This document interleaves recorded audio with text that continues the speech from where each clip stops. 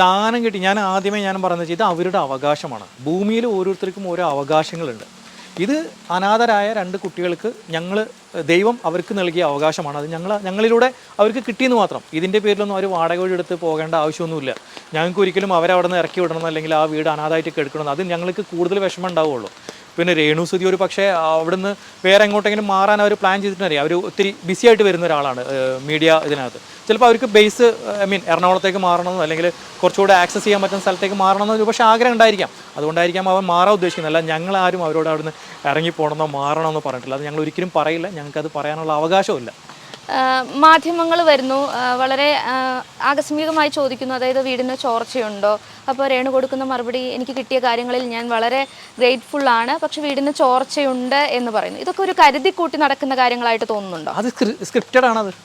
അത് സ്ക്രിപ്റ്റഡ് ആയിട്ടുള്ളൊരു ക്വസ്റ്റ്യൻ ആണ്. അല്ലെങ്കിൽ പെട്ടെന്നൊരു സുപ്രഭാതത്തിൽ അല്ലെങ്കിൽ ഒരാളെ കാണു കഴിഞ്ഞാൽ നിങ്ങൾ പോയി ചോദിക്കുമോ രേണുസുതിയുടെ അടുത്ത്, രേണുസുതിയുടെ വീട് ചോരുന്നുണ്ടോ? രേണുസുതി പറയുന്നത്. അപ്പോൾ വേറെവിടെയൊക്കെ ചോരുന്നത്? അപ്പോൾ ഇന്ന സ്ഥലത്ത് ചോരുന്നത് പറഞ്ഞു. വേറെവിടെയൊക്കെ ചോരുന്നത് ചോദിക്കുമ്പോൾ അത് എന്നോട് ചോദിക്കാൻ വേണ്ടി പറഞ്ഞിട്ട് ചോദിക്കുന്ന ചോദ്യങ്ങളാണത്.